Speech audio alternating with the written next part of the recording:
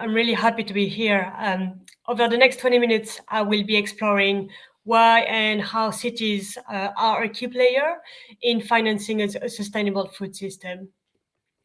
And I will do this by first giving you an understanding of how sustainable or unsustainable is London food system today. And then by showing you two key ways where cities can fund the shift to a more sustainable system, either as being kind of direct funders of solutions and businesses that are driving the shift towards a more sustainable food system, or as enablers and promoters. And I will talk you through some of the examples of the things we've been doing in London in those areas. But let's start by giving you an idea of how sustainable the London food system is today. And to do that, I would like to tell you what a sustainable food system means for us. So this is the vision. So imagine a city where the food is sourced locally using agroecological and regenerative practices. Imagine a city where our diet is made of healthy food items and items that have the lowest impact on our environment. And imagine a city where all the food produced is actually used and eaten at their food potentials, and where all food waste that is absolutely unavoidable is used back into productive uses, and where nutrients in food waste ultimately come back to our soils. This is the vision of the London food system that we want to see. And this is what we are working towards as part of a program called the Food Flagship Initiative, which is a program that we run in partnership between the Greater London Authority and the Ellen MacArthur Foundation. And you will see later in the presentation, like all the examples that we're doing towards a more sustainable food system are part of this wider program. So now that we've seen what the vision is, let me talk to you about where we are today. So we actually asked ourselves the question about how sustainable is the London food system.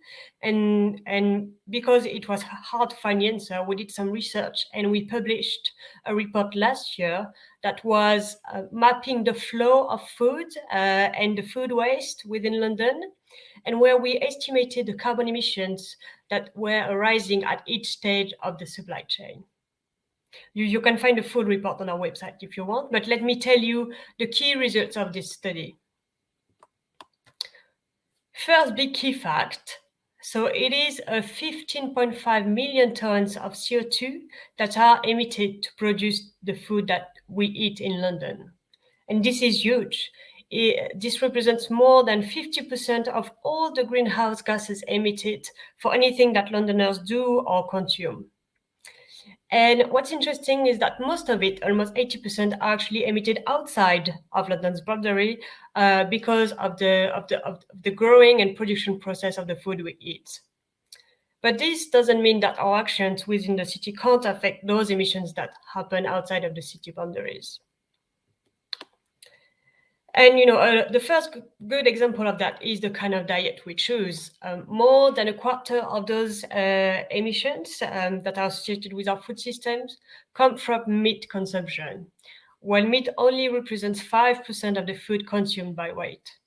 So we know that shifting to a more vegetable-based diet, a less meat-intensive diet, will have a great impact on our carbon emissions.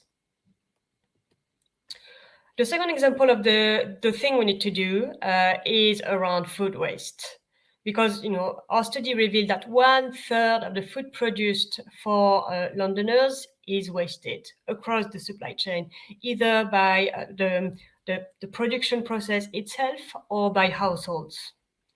And this represents like an enormous 1.5 million tons of food waste in London every year. And this is not only an issue because obviously, CO2 emissions were emitted when this food was grown and produced that could have been avoided. But think about all the other resources that go into this food, like water, nutrients, all of it for nothing because this food is wasted. So we know that reducing food waste in our cities is key to reduce carbon emissions and to reduce the pressure we put on our natural resources.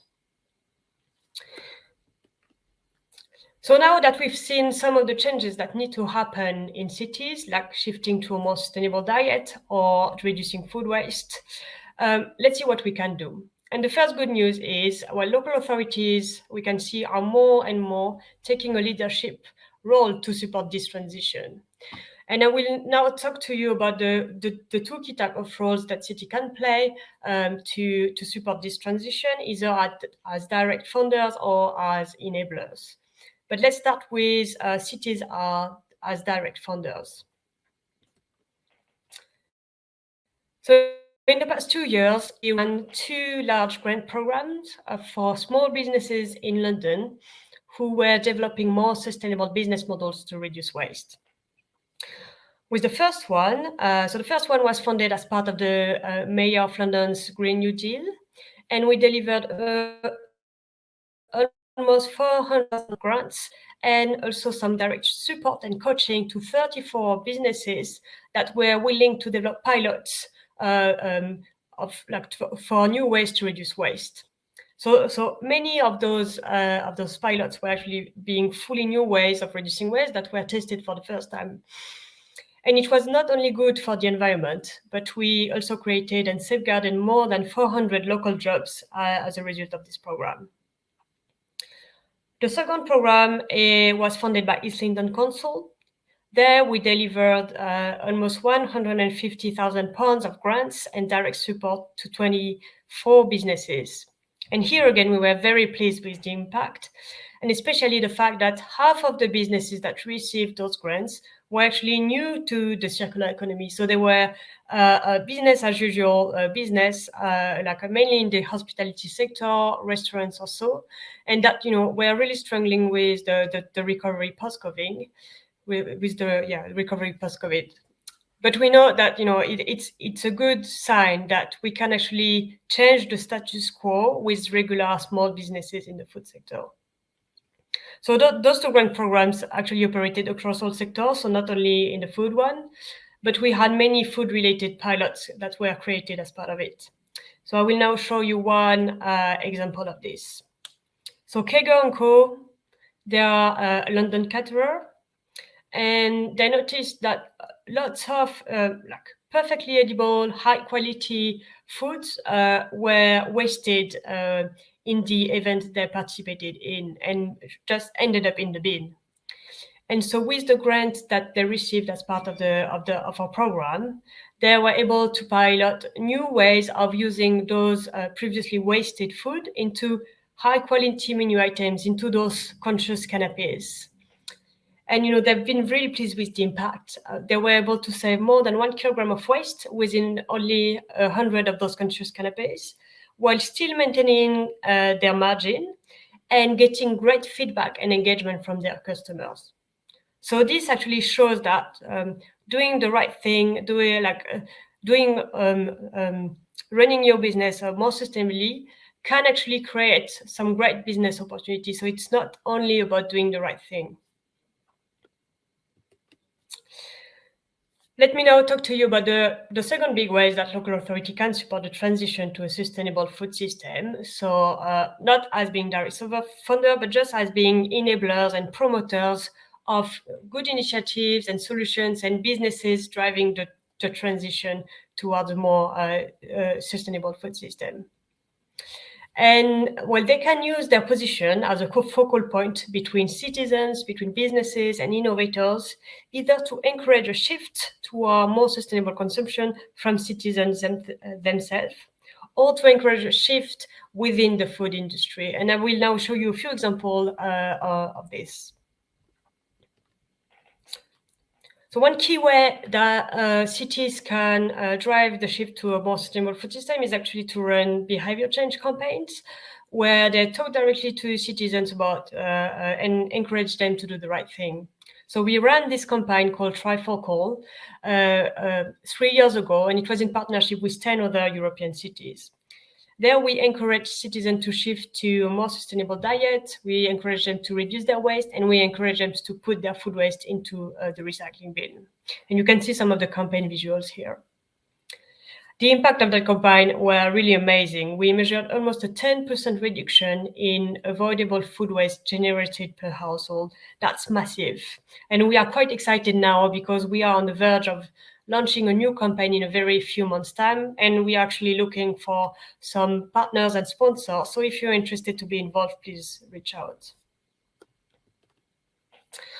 Another example to encourage citizens to reduce food waste is by promoting some solutions they have, some business solutions for them to reduce their waste. And this is what we did. We partner with the borough of Bexley, like a part of London, and we ran a localized promotion campaign for two food waste saving apps, Kitche and Olio.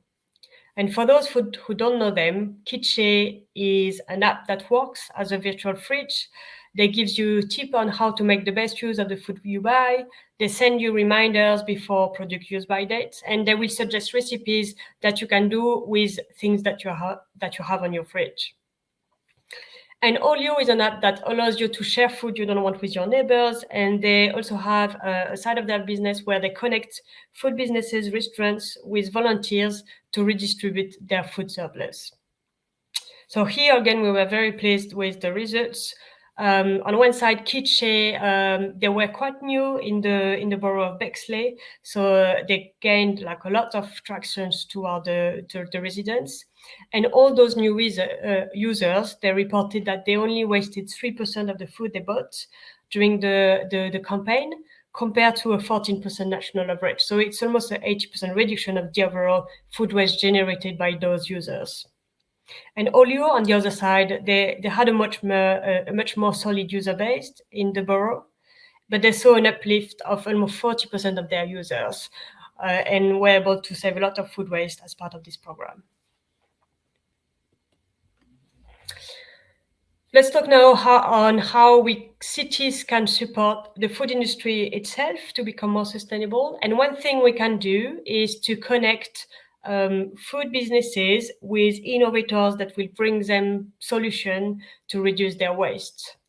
So that's what we did. So it was back in 2020 when everything was still virtual, but we managed to run these virtual events where we connected 20 food innovators with 15 of the largest food businesses across the supply chain, with big names like Tesco, Waitrose, Pret, Nando's, or Nestle.